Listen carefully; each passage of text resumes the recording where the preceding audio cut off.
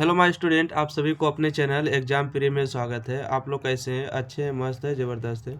तो चलिए आज के इस क्लास में आपको क्लास 10th का जो मॉडल पेपर है वो आपको लेकर आ चुके हैं। अब देख सकते हैं कि मॉडल पेपर 1 है, ठीक है।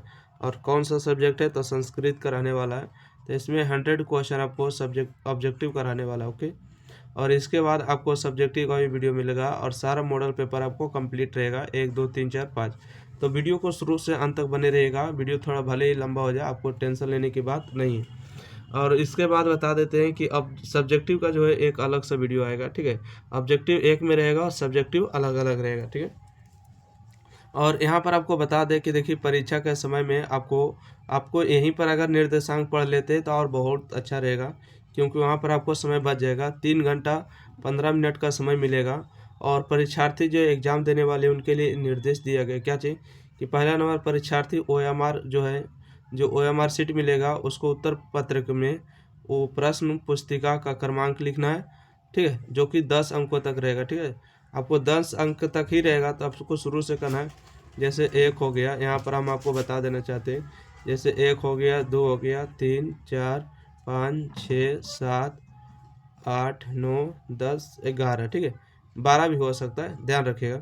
तो आपको जब भी भरना है ना, तो देखिए हमेशा लेफ्ट टू राइट भरना है, इस तरह से भरना है। इस तरह से भरते जाइए। देखिए जिधर तीर आपको निशान लग रहा है उधर से भरते जाइएगा। इधर से कभी भी नहीं भरिएगा, ठीक है। इधर से नहीं भरिएगा, क्योंकि अगर इधर से भरते जाइएगा, जैसे मान लेते भरिएगा इधर से, जैसे एक से जैसे यहाँ पर भर देते 1 2 और 8 रहेगा, 7 रहेगा, 6 रहेगा, ठीक है, 0 7 4 2, ठीक है। इस तरह से रहेगा। तो इधर अगर 2 अंक भी बचेगा तो यहाँ 0 0 लगा दी। इस 0 का कोई मान्यता नहीं होता, ठीक है। तो अगर इसमें इस तरह भरते हैं तो बहुत अच्छा रहेगा। अगर इस तरफ से भरते हैं, अगर 2 को खाली स्थान रह जाएगा तो 2 0 का मतलब हो जाएगा, तो आपका गलत हो जाएगा, ठीक है। इस तरह से ध्यान रखिएगा कि हमेशा जब भी भरना है तो वो इस तरह से भरना है, ताकि आपको कोई भी दिक्कत नहीं हो। इधर अगर खाली भी रह जाएगा ना, तो इसमें 0 0 भर दीजिएगा, ठीक है। और जैसे यहाँ पर 2 लिखे तो यहाँ पर 2 को घर रंग देना है, 1 2। यहाँ 4 लिखे तो 1 2 3 4 यहाँ पर भर देना। 7 लिखे तो 1 2 3 4 5 6 7 यहाँ पर लिखा हुआ रहेगा, इस तरह से भर देना है। यहाँ पर देखिए आपको कहा गया हमेशा दाहिने से और लिखना है, मतलब इस तरह से चौथाई रहेगा ना, तो इस तरह से लिखना। उसको एक अलग वीडियो में कंप्लेन कर देंगे, ठीक है। आइए, अच्छा यहाँ पर एक इम्पोर्टेंट बात बता दे। 100 प्रश्न में से आपको कितनी प्रश्न 50 प्रश्नों का ही उत्तर देना, उसको ज़्यादा नहीं दीजिएगा। ज़्यादा दीजिएगा तो आपको ज़्यादा चेक नहीं होगा। इसके अलावा अगर हम बात करें कि किसी भी प्रकार के जो है काले और नीले बॉल पेन का ही यूज करना है, और किसी भी प्रकार के व्हाइटनर हो, तरल पदार्थ हो और ब्लेड नाखून का उपयोग नहीं करना है। अगर करते हैं तो परीक्षा अमान्य, अन्यथा परिणाम अमान्य घोषित कर दिया जाएगा, ठीक है।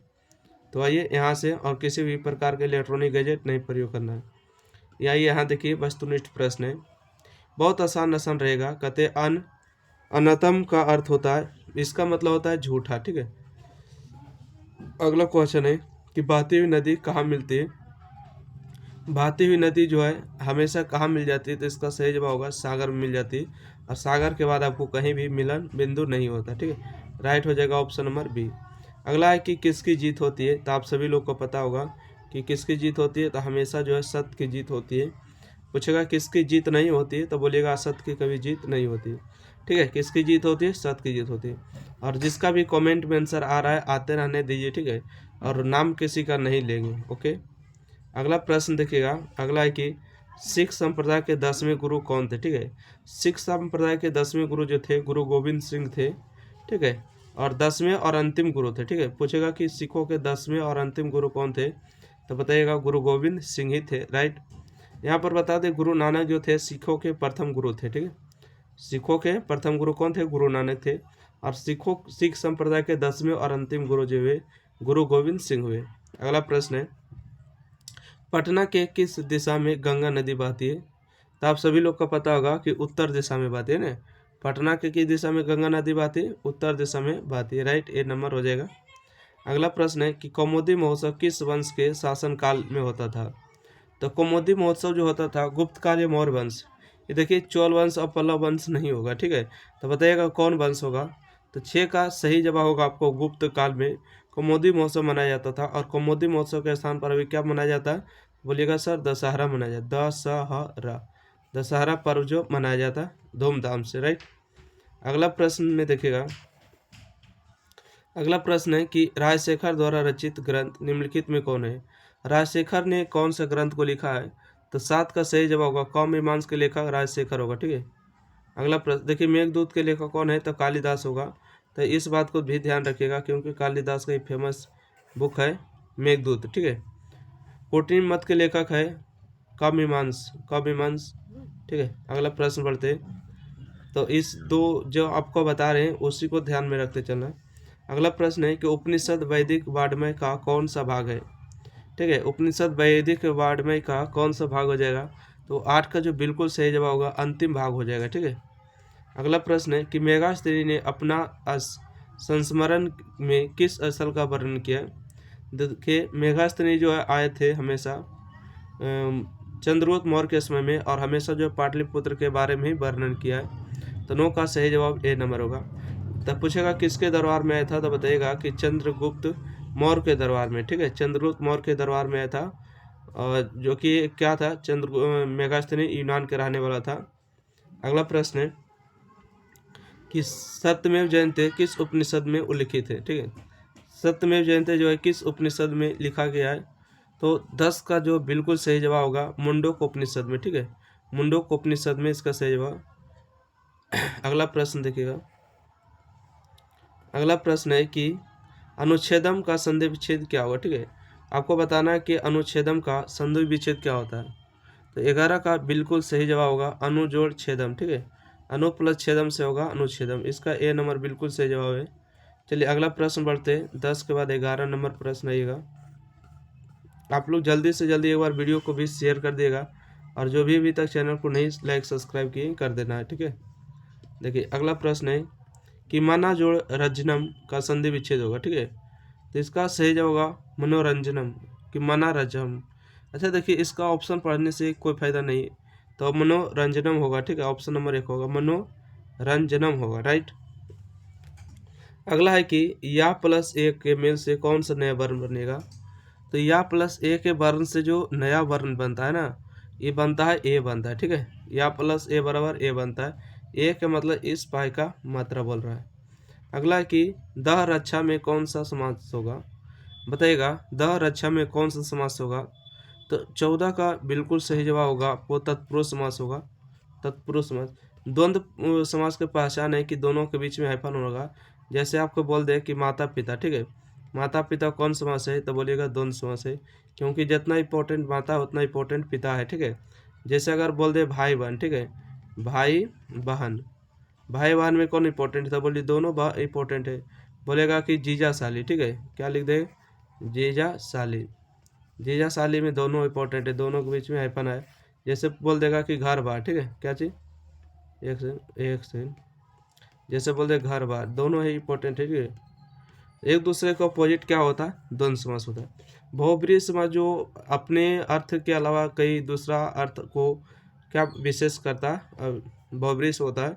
अविभाज्य समास जिसका प्रथम पद जो है होता है, जैसे यथा लिखा हो रहा है, ठीक है, यथाशक्ति, इन सबको पहचान होता है। अगला प्रश्न है, तो इसका सही जवाब तत्पुरुष समास होगा। अगला प्रश्न क्वेश्चन नंबर 15 में देखिएगा, कहते हैं कि किस समास का पहला पद विशेषण होता है। तभी हम बताए थे कि जिस समास का पहला पद विशेषण होता है उसे कौन समास कहते हैं, बताइएगा। राइट आंसर होगा 15 का सही जवाब कर्मधारय समास भी हो सकता है। देखिए इस अगर कर्मधारय समास मारिएगा, अगर कर्मधारय समास के बाद अगर देता अविभाज्य समास, तो किस पद का पहला पद विशेषण होता है, अविभाज्य समास भी लगा सकते हैं, परंतु दिया नहीं, ठीक है। दीर्घ समास क्या, उसमें संख्या वाचक आता है, ठीक है। संख्या आएगा दीर्घ बताएगा। जैसे आपको पूछेगा कि त्रिभुज में कौन समास होगा, तो बताइएगा सर त्रिभुज में 3 आया है, दीर्घ समास होगा। पूछेगा पंचभुज, ठीक है, पंचभुज में कौन समास होगा, तो बोलिएगा दीर्घ समास होगा, ठीक है। पंचवटी, ठीक है, पंचवटी, पंचवटी में कौन समास होगा, पंचवटी में, तो बोलिएगा दीर्घ समास होगा, राइट।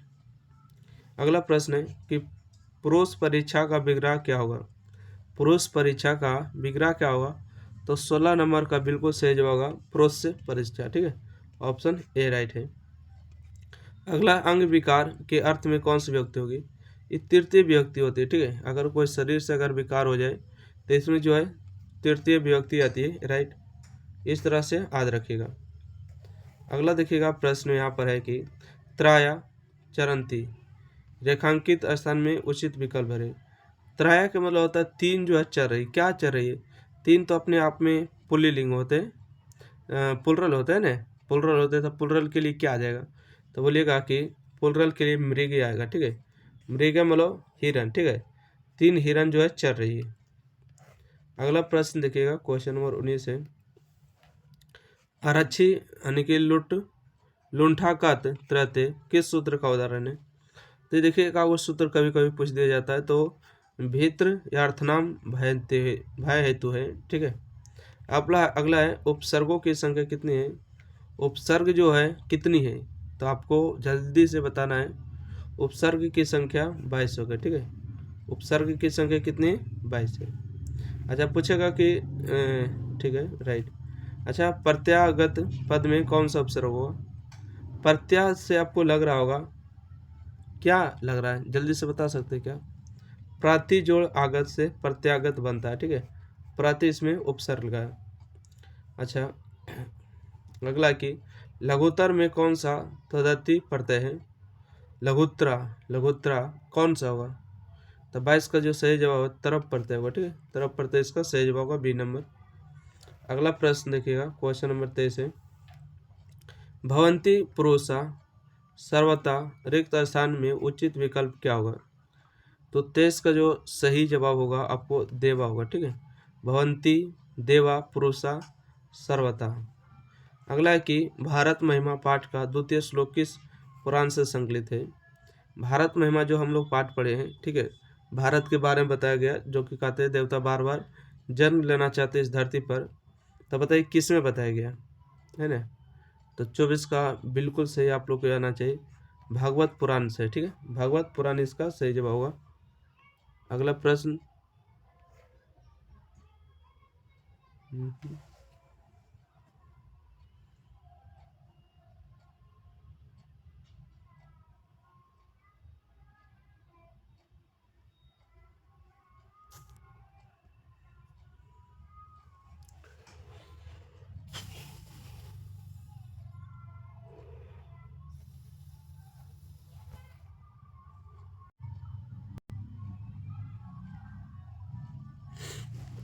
चलिए, अगला प्रश्न के बाद अगर हम कर ले, ठीक है, क्वेश्चन नंबर देखिएगा 25।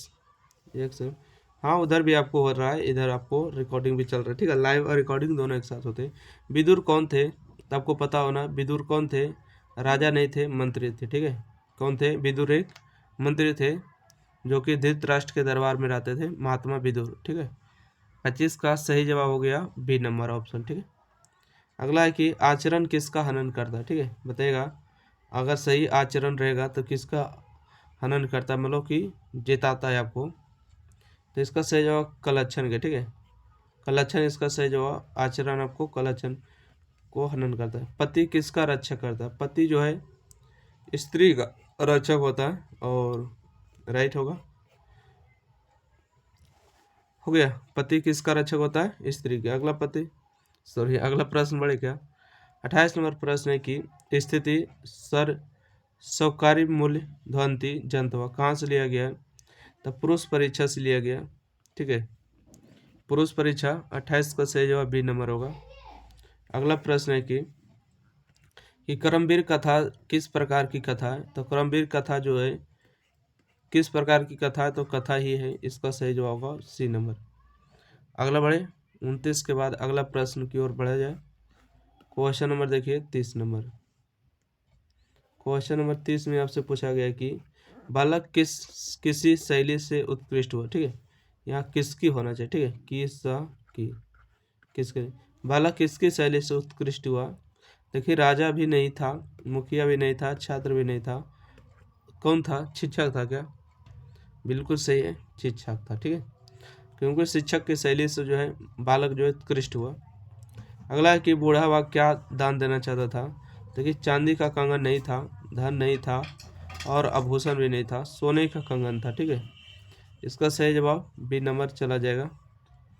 अगला प्रश्न बढ़े। अगला है कि पथिक कहाँ फंस गया था, ठीक है। पथिक कहाँ फंस गया? सरोवर में फंस गया था? नहीं। नदी में फंस गया? नहीं। कुआं में फंस गया? नहीं। कीचड़ में जाके फंस गया था, ठीक है। कहाँ फंस गया था पथिक? कीचड़ में फंस गया था। अगला प्रश्न है कि इंद्र किस रूप में कर्ण के समझ प्रकट हुए?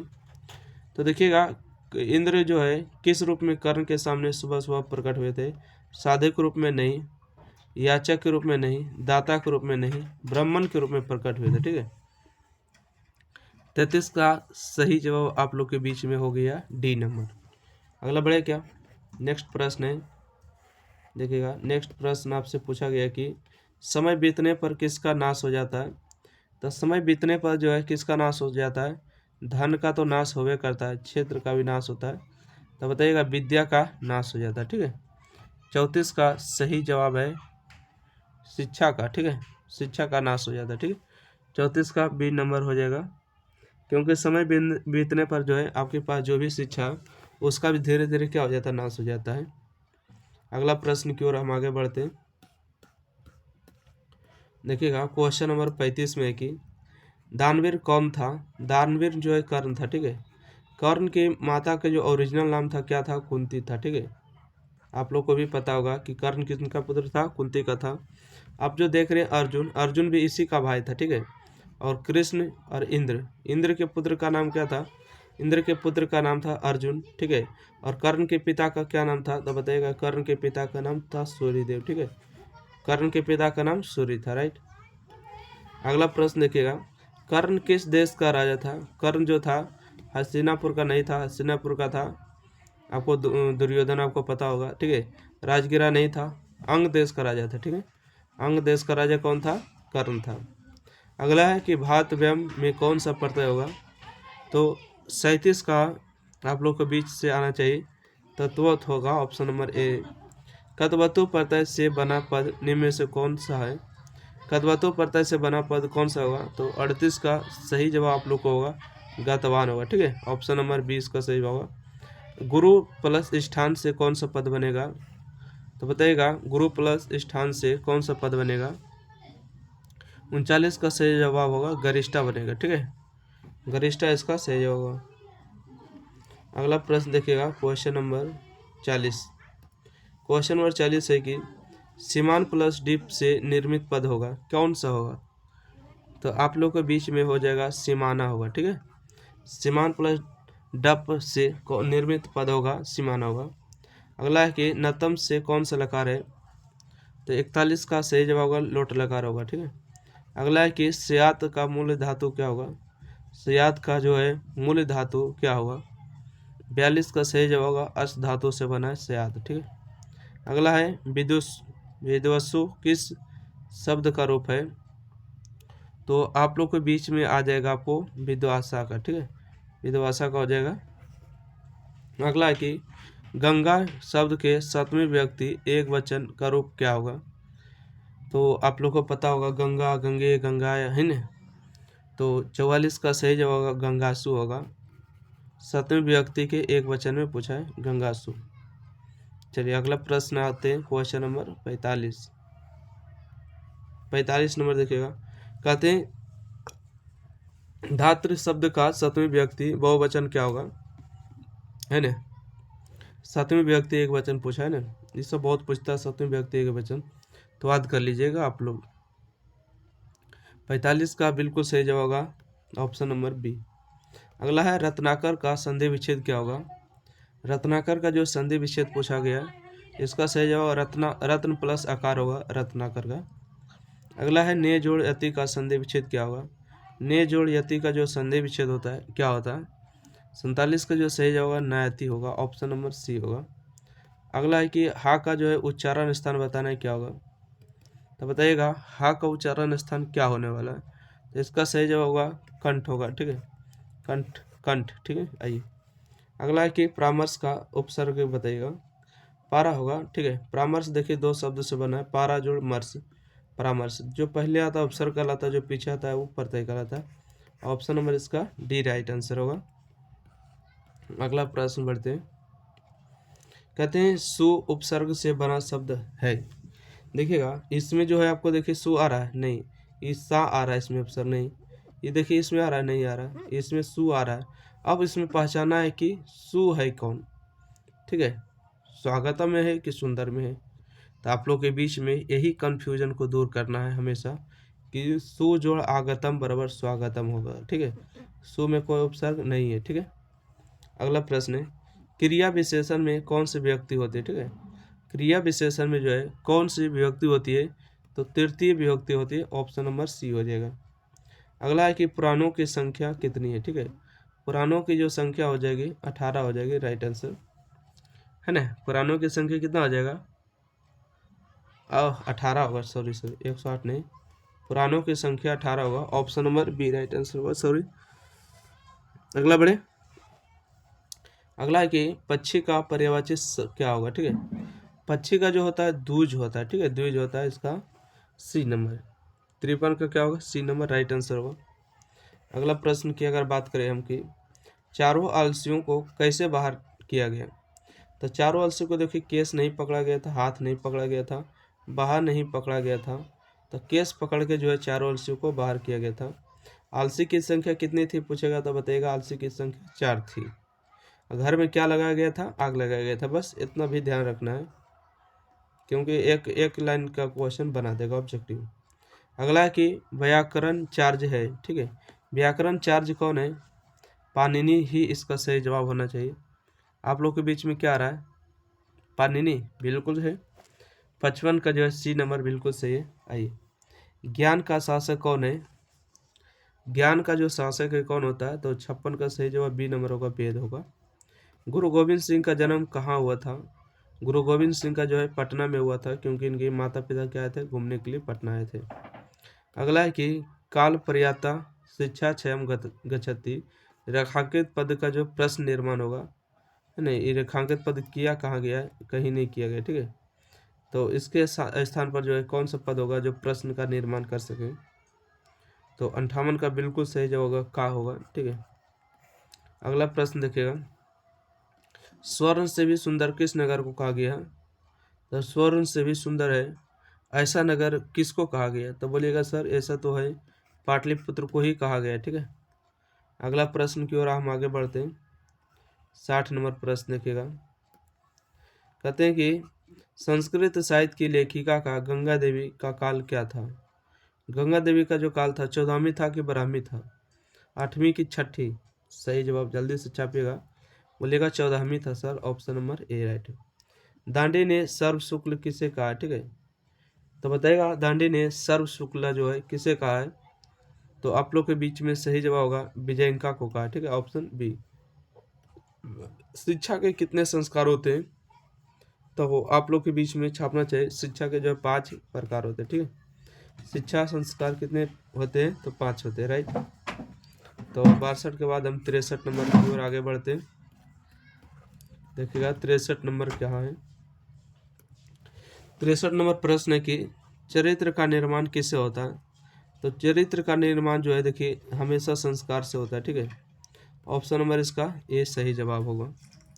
अगला है कि अंतिम शिक्षा संस्कार का क्या नाम है, अंतिम शिक्षा संस्कार जो होते हैं उसका क्या नाम होता है, उसका होता है समावर्तन, ठीक है, समावर्तन होते हैं, राइट। अगला बढ़ते हैं, आज समाज के आर्य समाज होगा, ठीक है, ध्यान रखिएगा, आर्य समाज की स्थापना किस नगर में किया गया था, मुंबई में किया गया था, और कब किया गया था आपको पता होगा 1875 में, ठीक है, किसके द्वारा, स्वामी दयानंद के द्वारा, और इनका जो मृत्यु 1883 में हो गया था। अगला प्रश्न है कि स्वामी दयानंद का परिवार किस उपासक का था, तो स्वामी दयानंद के जो पूरा परिवार था उस शिव के उपासक थे, राइट। अगला है कि लाजा होम किस संस्कार से संबंधित है, लाजा होम जो होते हैं ये विवाह संस्कार से होते हैं क्या, जल्दी से आप लोग छापिएगा, विवाह संस्कार होते हैं, ठीक है, विवाह संस्कार जो है 7वां संस्कार होते हैं, अगर आपका विवाह हो रहा है तो आपका 7वां संस्कार हो चुका है। जन्म पूर्व संस्कार आपको 3 होते हैं, जन्म के पूर्व 3 संस्कार, शिक्षा के 5 संस्कार होते हैं, और विवाह के 1 संस्कार होते हैं, मृत्यु के 1 संस्कार होते हैं। अगला प्रश्न है, इसका सही जवाब हो जाएगा विवाह संस्कार। अगला प्रश्न है कि अनुरूपम किस समास का उदाहरण है, तो अनुरूपम जो है किस समास का उदाहरण है? अनु जिसमें आ जाता है, बताइए कौन सा होता है? 68 का बिल्कुल सही जवाब आप लोग के बीच होगा, अविभाज्य समास होता है। इसका पहचान हो अनु हो जाए, यथा हो जाए, है ना, यति। कहते हैं कर्मधारय समास का उदाहरण है कर्मधारय समास। त्रिलोकी तो आएगा नहीं क्योंकि 3 आ गया, दीर्घ समास होगा।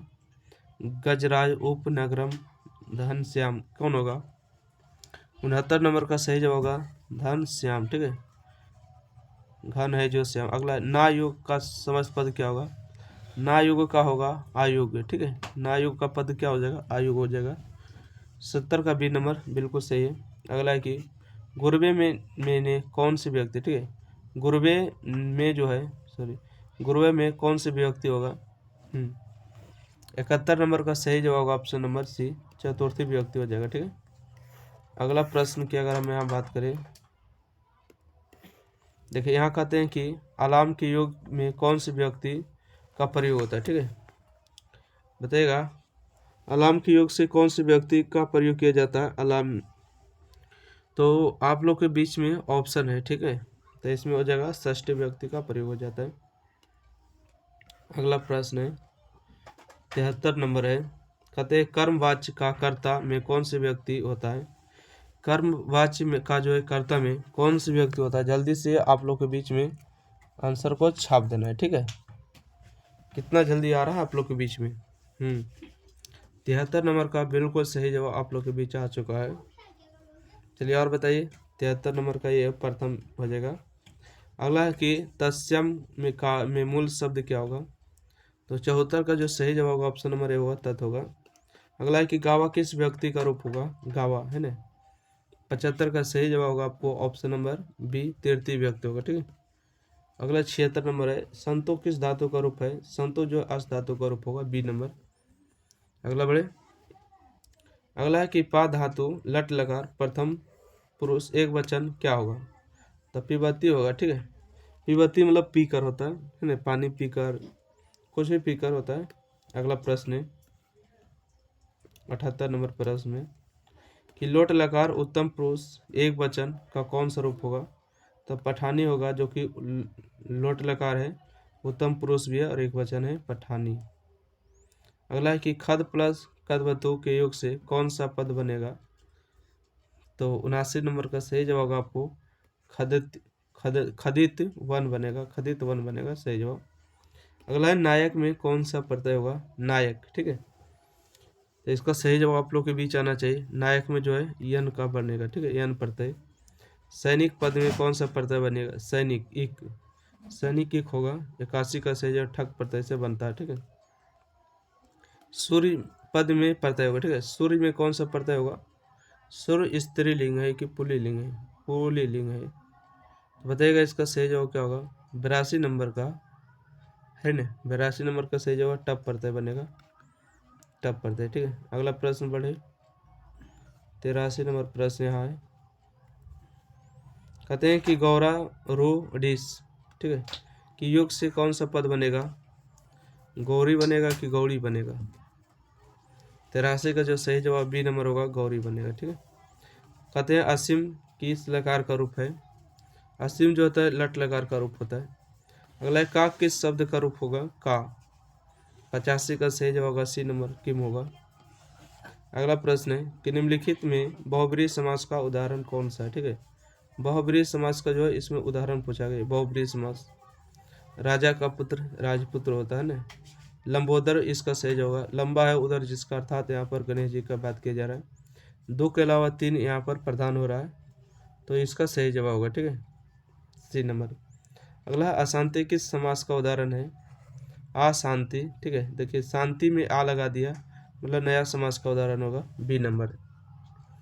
चलिए अगला प्रश्न बढ़ते हैं 88 नंबर की ओर। 88 नंबर प्रश्न में यहाँ पर पूछा गया सुबल शुभ दुबल शुभ मूल पादप जो है निरूपंती निरूप निप निपततिन रेखांकित पद का प्रश्न निर्माण है। तो यहाँ पर जो आपको दिया गया पादपा, इसमें का ये रख दिया जाए कि यानी प्रश्न का निर्माण करे। तो 88 का जो सही जवाब होगा ए नंबर का। अगला है कि पंचवटी में कौन सा समास होगा। पंचवटी में देखिए 5 आ रहा है, 5 आ रहा है मतलब संख्या बता रहा है, संख्या बता रहा है मतलब दीर्घ समास होगा। ठीक है। अगला प्रश्न है कि विश्व शांति किस प्रकार का पाठ है। विश्व शांति जो आपको कौन सा है, तो 90 का बिल्कुल सही होगा। निबंधात्मक होगा, ए नंबर सही होगा। कन्यादान किस संस्कार में होता है, तो आप लोग भी पता होगा, कन्यादान जो है विवाह संस्कार में ही होगा ना, ऑप्शन नंबर बी हो गया। 91 के बाद अगला प्रश्न की ओर बढ़ते हैं। 92 नंबर प्रश्न है, क्वेश्चन नंबर 92 देखिएगा। कहते चालुक्य वंश के राजा कौन थे। चालुक्य वंश के जो राजा थे चंद्रद्वितीय था। ठीक है, चंद्रद्वितीय इसको थे। अगला ब्रज संहिता ग्रंथ के रचनाकार है कौन होगा, बारहमीर है क्या। 93 का सही जवाब बारहमीर इसका सही जवाब। पतंजलि तो योग दर्शन के है ना, पतंजलि है योग दर्शन के। और पाणिनि किसका है, पाणिनि किसका आप लोग को बताना है। अगला प्रश्न है, भास के कितने नाटक उपलब्ध है। भास के कितने नाटक उपलब्ध है, तो 94 का सही जवाब होगा 13 नाटक उपलब्ध है। अगला बढ़े 95 नंबर, मैं वंशहीन हूँ किसने कहा, तो ऐसा जो है बूढ़ा बाघ ने कहा था, इसका सही जवाब सी नंबर होगा। चलिए अगला प्रश्न देखिएगा, क्वेश्चन नंबर 96 की ओर। 96 नंबर है कि निर्गा तीन चा ब्रेना श्लोक किस पाठ से उद्धृत है। ये देखिए लाइन उठा के आपको बीच में भरने के लिए कहा गया। ये बनेगा तो ठीक है, नहीं बनेगा आप लोग से तो ठीक है। ये जो आलस कथा से हो गया। ठीक है। बिना बुलाए कौन आता है, बिना बुलाए जो है हमेशा मूर्ख ही आता है। ठीक है, बिना बुलाए आता है, बिना बोले बोलता है। जिस व्यक्ति पर विश्वास नहीं करना होता उस पर करता है, तो ऐसे व्यक्ति जो है मूर्ख कहलाता है। 97 नंबर भी हो गया। अगला है, जल के बीच में कौन तैर रहा था, तो जल के बीच में जो कौन तैर रहा था, देखिए पत्ता तैर रहा था, सरस की फूल की मुनि। तो 98 के आप लोग के बीच में होगा सरस तैर रहा था। ठीक है। अगला है कि दोष कितने हैं। ठीक है, बताएगा दोष कितने प्रकार के होते हैं। 99 नंबर आप लोग के बीच में आ चुके, सी नंबर 6 देश होते। ठीक है। अगला प्रश्न है कि कठोपनिषद में किसके बारे में कहा गया। कठोपनिषद में जो है किसके बारे में कहा गया, तो 100 का सही जवाब होगा परमात्मा के बारे में कहा गया। तो इस तरह से जो आपको 100 क्वेश्चन कंप्लीट हो गए। और वीडियो को ज़्यादा से ज़्यादा लाइक करें, शेयर करें, चैनल सब्सक्राइब करें और वीडियो को पूरा देखते रहिएगा। ठीक है। यहाँ पर आप देख सकते हैं कि क्या है, गद्यांश है, इसका क्वेश्चन आंसर भी है, आप चाहे तो रोक के देख सकते हैं। ठीक है, कोई दिक्कत परेशानी नहीं होना चाहिए। और ज़्यादा से ज़्यादा चैनल सब्सक्राइब करिए, शेयर करिए और इन सब को बारे में भी एक वीडियो में आ जाएगा। ठीक है, धन्यवाद।